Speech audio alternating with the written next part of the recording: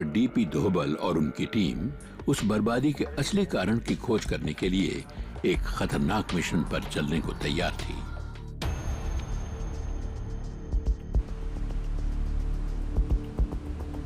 सफर जोखिम भरा था।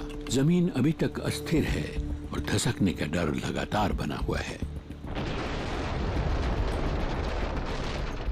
सफर में 7 किलोमीटर आगे जाने पर उन्हें आराम करने के लिए उस लोकप्रिय जगह रामबाड़ा पहुंच जाना है। डॉक्टर दोभल चोराबारी हिम नदी के अध्ययन के दौरान इस नगर में पहले भी कई बार आ चुके हैं, लेकिन वो भी पहचान न पाए कि ये वही जगह है जहां रामबाड़ा नगर था। आप वो देख रहे हैं? हाँ, बहुत ही भयानक नजारा था। हम अंदाजा भी नहीं लगा पाए कि दुकानें कहाँ होती थी और यहाँ सड़क थी या नहीं। हाँ, यहाँ सड़क थी ना। इतना मलबा कहाँ से आया? ये इतना सारा मलबा और बाकी सारी चीजें नदी के बहाव के साथ आ गई। ओह, देखो, यहाँ जो सड़क थी उसका तो नामो निशान नहीं जी। और यहाँ जो दुकानें थी वो तो निकल गई, सब बर्बाद हो गई। सब निकल गई। और ये इधर एक दुकान इधर भी थी, है ना? यहाँ पर 3-4 दुकानें थी यहाँ पर। और क्या पानी का स्तर यहाँ तक था? पानी यहाँ ऊपर तक था।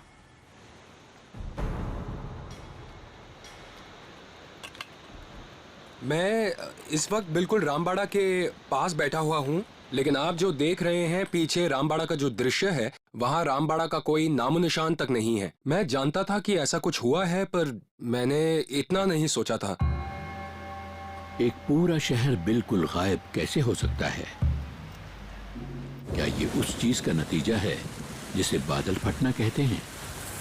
बादल फटने का मतलब है 1 घंटे में 10 सेंटीमीटर बारिश होना। हमारी अपनी ऑब्जर्वेटरीज या किसी भी ऑब्जर्वेटरी ने 1 घंटे में 10 सेंटीमीटर बारिश रिकॉर्ड नहीं की थी, इसलिए हम ये साबित नहीं कर सकते थे कि यह घटना बादल फटने की थी। मूसलाधार बारिश कई घंटों तक होती रही, लेकिन मीडिया ने जैसा अपनी रिपोर्ट में कहा था वैसा बादल नहीं फटा था। डॉक्टर दोभल का मानना है कि कसूर ज्यादातर रामबाड़ा की नींवों का है। अगर आप यहाँ की मिट्टी के किनारे देखें तो आपको सबूत मिल जाएगा कि यहाँ किसी जमाने में ग्लेशियर था। यहाँ जो ग्लेशियर था उसे हम चोराबारी ग्लेशियर कहते थे। हजारों वर्षों में उस ग्लेशियर ने यहाँ मिट्टी और बड़े पत्थर लाकर खड़े कर दिए। आखिरकार ये एक ऐसी समतल जमीन बन गई जिस पर इमारत खड़ी रह सकती थी। तीर्थ यात्रियों के लिए ये एक लोकप्रिय आराम करने की जगह बन गई थी, लेकिन जियोलॉजी की नजर से इस इलाके की हालत बहुत नाजुक थी। रामबाड़ा नगर की कोई नींव ठोस नहीं थी। घाटी में 6 महीने की बारिश एक दिन में ही बरस गई। भारी मात्रा में पानी केदारनाथ के पीछे जमा हो गया और शहर में भर गया। लेकिन जैसे ही बांध टूटा, पानी अपने पूरे जोर से नीचे आ गया। रामबाड़ा में ठहरे लोगों के पास बचने का कोई उपाय नहीं था। बाढ़ में आई नदी पत्थर लेकर रामबाड़ा पर टूट पड़ी और उसी शाम रामबाड़ा तहस नहस हो गया। घर, होटल और रेस्टोरेंट एक झटके में ही धरती से ऐसे गायब हो गए जैसे कभी थे ही नहीं। केदारनाथ में बच जाने वाले खुशकिस्मत लोग लगातार होती ठंडी बारिश के दौरान एक भयानक रात गुजारने के लिए संघर्ष कर रहे थे। बारिश थमने का नाम नहीं ले रही थी। हमने गर्म कपड़े तो पहने थे पर वो भीग चुके थे। ठंड बहुत ज्यादा थी। तापमान जरूर 0 से तो नीचे ही रहा होगा और बारिश तो बंद हो ही नहीं रही थी। बारिश और सर्दी के कारण कोई भी सो नहीं पाया और सबसे भयानक चीज थी लगातार पत्थरों के टूटने की आवाज। हर 5-10 मिनट में एक पत्थर टूट रहा था। हम सिर्फ ये प्रार्थना कर रहे थे कि जिस पत्थर पर हम हैं वो टूट न जाए। लिबनी और उसके परिवार को अंदाजा नहीं था कि हालात बद से बदतर होने वाले हैं।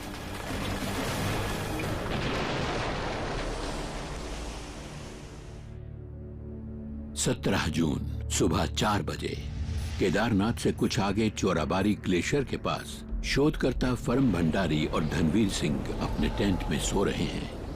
ये दोनों नगर से 2 किलोमीटर ऊपर पिछली रात बाढ़ के कारण हुई बर्बादी से अनजान थे। इतना अंदाजा तो मुझे हो ही गया था कि यहाँ कुछ तो जरूर हुआ था, क्योंकि इतनी तेज बारिश और इतनी तेज हवा मैंने पहले कभी नहीं देखी थी। बारिश लगातार हो रही थी और 1 मिनट के लिए भी रुकने का नाम नहीं ले रही थी। तब मैंने अपने जो सीनियर हैं अमित सर, उनको मैंने रात को 9 बजे फ़ोन किया, 16 तारीख की रात को। तो मैंने उन्हें बताया कि यहाँ बहुत ज़ोरों से बारिश हो रही है और हम क्या करें।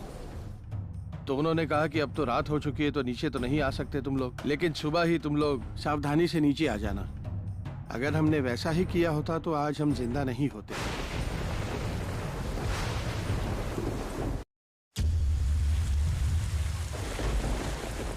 17 जून।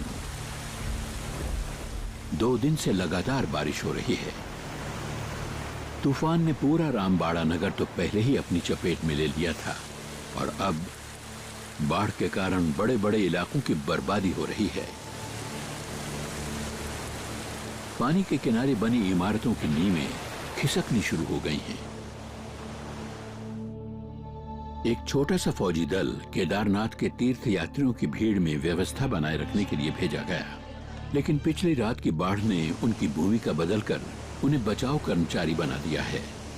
फौजी अफसर जतिंदर सिंह बताते हैं, हमने 11 या 12 लोगों को बचाया, उन्हें एक एक करके मंदिर तक पहुंचाया। उनमें से कई महिलाओं को काफी चोट लगी थी और उनमें एक मंदिर के पुजारी भी थे जो पुरोहित जी थे, उन्हें भी काफी चोटें आई थी। अगली सुबह बारिश बंद हो गई और बाढ़ का पानी उतरने लगा। केदारनाथ में बचे खुचे लोग अपने ठिकानों से बाहर निकलने लगे। सुबह 4 बजे तक सब कुछ इतना सूख गया था कि हैरानी होती थी। लोग मंदिर से कीचड़ साफ करने में जुट गए। 4 साढ़े 4 बजे के आसपास सभी लोग ये सोचकर कि सब कुछ सामान्य हो गया है, अपने कमरों में आराम करने के लिए चले गए। मगर असल में हालात और भी बिगड़ने वाले थे। सुबह 5:30 बजे शहर से ऊपर चोराबारी ग्लेशियर के पास फर्म भंडारी अचानक नींद से जागे।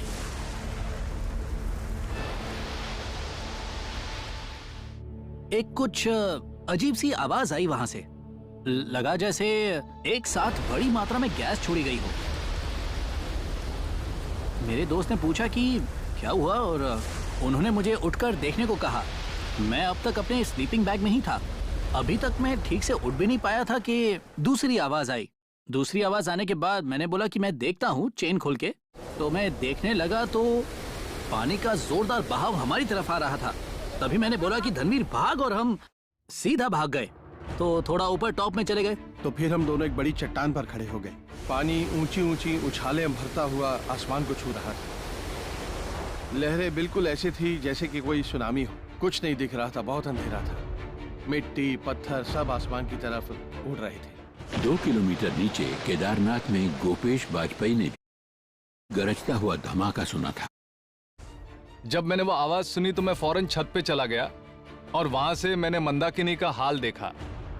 बहाव बहुत तेज था और मंदाकिनी का जो उछाल था वो मेरे ख्याल से कम 10 फुट ऊंचा था। मैंने लोगों को बाजारों में इधर से उधर भागते हुए देखा। अचानक एक जोरदार पुकार मची, भागो भागो भागो। मैं कूदता फांदता हुआ सीधा मंदिर पहुंच गया। मैंने अपनी छत पर से मंदाकिनी को विनाश के देवता रुद्र का रूप धारण किए हुए देखा। उसकी जो लहर थी वो चट्टानों, पत्थरों और मलबे को इस तरह बहाकर ले जा रही थी। जहां से मंदाकिनी नदी निकलती है वहीं उसने एक विकराल रूप धारण कर लिया था, जैसे किसी 5 सिर वाले नाग जैसा। मंदाकिनी केदारनाथ में से होकर बह निकली। तो मैंने देखा अपनी आंखों के सामने कि दुकानें, मकान, और वहां ठीक मेरे घर के सामने एक आगरा भवन था। उसके छत पे कुछ लोग खड़े थे। उनमें से 15-16 लोग उसी पानी के बहाव में डूबकर बह गए। शहर के बीचों बीच केदारनाथ मंदिर ने उस सुनामी जैसी लहर का असली धक्का झेला। उस दरवाजे पर पानी का इतना ज्यादा जोर पड़ा कि दरवाजा बह गया। मेरा कद कम से कम 6 फुट 2 इंच है और कम से कम 6 फुट पानी अंदर आया। हम लोग दरवाजे के पास खड़े थे। जैसे ही पानी अंदर आया हमने अपना संतुलन खो दिया और हमारे पांव टिक न सके। 3-4 मिनट तक हमारे पांव के नीचे जमीन नहीं थी। पानी का दबाव इतना जबरदस्त था, लेकिन हमने एक दूसरे को पकड़ रखा था। इस तरह हम अपने आप को बचा पाए। लेकिन बीच में जो लोग खड़े थे जिन्हें सहारा नहीं मिला वो पानी के साथ बह गए। बाहर स्वामी भी बर्बादी मचाते हुए पानी के बीच मंदिर की लोहे की बाड़ पकड़कर लटके हुए थे। कितने ही लोग बहाव में बह गए। कुछ सेकंड्स बाद मुझे लगा कि मेरा भी अंत समय आ गया। पता नहीं मैं बचूंगा या नहीं, मगर मेरी ये इच्छा है कि अगर ये मेरी जिंदगी का आखिरी समय है तो इस वक्त मैं पूरे होश में रहूं और शान से इस दुनिया से जा सकूं। और मैंने अपने गुरु का नाम जपना शुरू कर दिया। लेकिन पानी जितनी तेजी से आया था उतनी ही तेजी से चला गया। 4 मिनट में तो सब कुछ खत्म हो गया था, पर मैं अगले 10 मिनट तक कांपता ही रहा। समझ नहीं पा रहा था कि अभी अभी क्या हुआ था। केदारनाथ नष्ट हो गया। तूफान की मार के बाद कीचड़ के एक मोटी चादर के नीचे डूब गया। सिर्फ शिव जी के प्राचीन लिंग वाला मंदिर ज्यों का त्यों खड़ा रहा। इस घटना को हिमालय की सुनामी कहते हैं, क्योंकि वो भी पानी की एक दीवार थी, बहुत बड़े बड़े पत्थरों वाली, जो केदारनाथ से आ टकराई थी। और जो भी 16 जून की रात तक बचा रह गया था वो भी गायब हो गया 17 जून की सुबह तक। सुनामी 14 किलोमीटर नीचे बढ़ती गई, एक खूंखार दानव की तरह जो रास्ते में आई हर चीज को निगलता जा रहा था। केदार घाटी की निचली बस्तियां गौरी कुंड समेत बह गई। लेकिन इतनी भारी मात्रा में पानी आया कहां से? बारिश कुछ देर के लिए रुकी और रात की बाढ़ का पानी उतरने लगा। 6 बजे बारिश बंद थी, वहां कुछ भी नहीं था। इतने पानी की कोई कल्पना भी नहीं कर सकता था। एक्सपर्ट सोचते हैं कि पानी ग्लेशियर से आया होगा, लेकिन बचने वालों द्वारा पानी के बारे में दिए गए बयानों से ये बात मेल नहीं खाती। पानी बदबूदार था, जैसे बहुत दिनों का ठहरा हुआ हो, और बहुत गंदा भी था। पानी काला था, सिर्फ कीचड़ वाला नहीं। और पानी में इतनी बदबू थी, पता नहीं कब से पड़ा था वो पानी, कि 2 दिनों तक हमारे शरीरों में से बदबू आती रही। ग्लेशियर विज्ञानी डॉक्टर दोभल का विचार है कि ग्लेशियर और बाढ़ किसी न किसी तरह संबंधित हैं, लेकिन वो भी कल्पना नहीं कर सके कि पानी का ऐसा विनाशकारी सैलाब आया कहां से। इसलिए उनका दल और भी खतरनाक ऊपरी इलाकों में जवाब ढूंढने जा रहा है।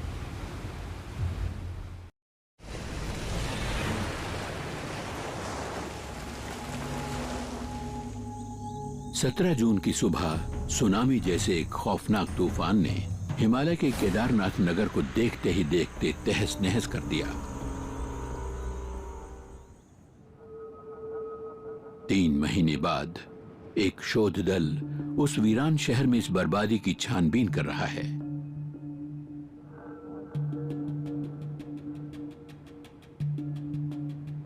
इधर देखिए, ये जगह तो पूरी तरह नष्ट हो गई है। और यहाँ जो दुकानें थी, यहाँ कुछ भी नहीं बचा।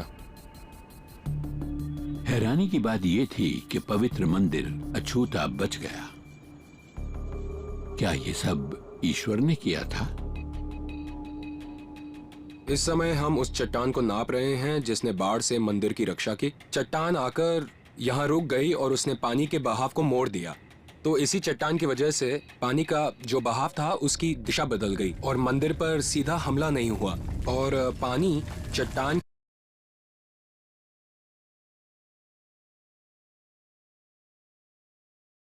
दोनों किनारों से बह गया।